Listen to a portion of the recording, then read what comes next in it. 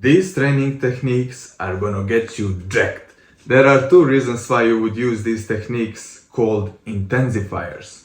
First reason is because maybe you don't have enough time to spend in the gym, you don't have enough time for sufficient amount of training volume, so you need to create some extra muscle stimulus by using intensity techniques. Second reason is because you're an advanced athlete.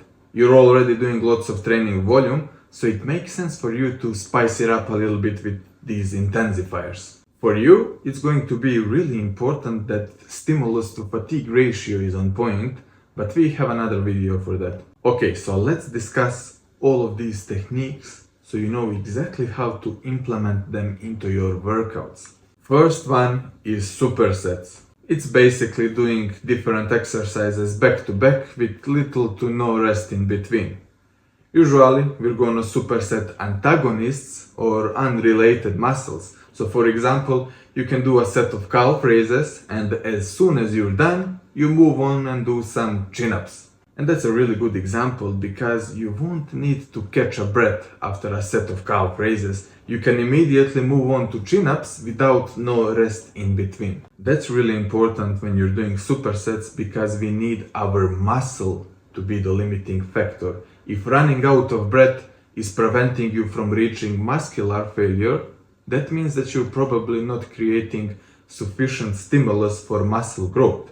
Your cardio is preventing you from pushing the muscle hard enough, and that's the problem. So that's why you can rest a little bit between these supersets if that is necessary.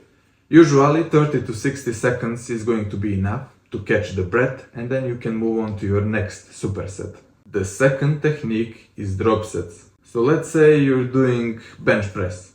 When you finish the set, you immediately drop the weight, usually by 20 to 30%, and then you just keep going. Keep going right away. So this is really good way to add some extra volume without resting between sets. Here it's important not to fatigue your joints too much. You're not gonna start your workout with the drop set, so you're gonna do it a bit later during the workout.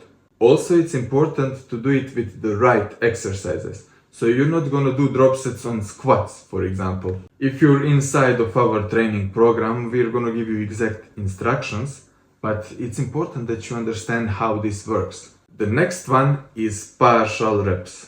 The way you can do it is at the end of the set, when you can't perform the full range of motion anymore because you've reached technical failure, then you just shorten the range of motion and you keep going.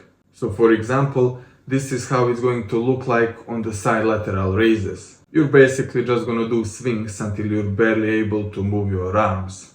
Or if you're doing triceps pushdowns, you won't be able to reach that lockout. It doesn't matter, you just keep going. At the very end, you can just do a couple of these partials where you're just pulling with your shoulders. The key with this technique is to keep the muscle under the tension in the lengthened position. This is the most hypertrophic part of the movement, so it makes sense to spend some extra time there, especially at the end of the set when it's very challenging to do that. Again, you don't want to do this with any exercise. For example, bench press would probably be a bad idea, or doing partials on the preacher curls where you're just adding too much stress on your elbow joints. It's not worth it. The final technique I want to mention is cluster sets. This works great on your delts, for example. That's because it's really hard to reach your maximum training volume for your delts. You would have to do a lot of sets. So instead of doing 10 sets of lateral raises every other day, we can use this intensity technique to make up for it. Biceps curls are also great for this technique. So with the cluster sets, once you reach the failure, you can rack the weights, wait for 10 to 15 seconds, and you do it again. If you did 15 reps on the first regular set, you'll probably be able to do 6 or 7 reps on the cluster set, depending on what you're doing. Then you can rest for another 10 to 15 seconds and do another cluster set. So these are the 4 techniques that we'll be using. Again, if you're inside of our coaching platform, you will be instructed exactly when and how to use them. This is just a general explanation of what they are and how they are done. Thank you for your attention. and let's make some gains.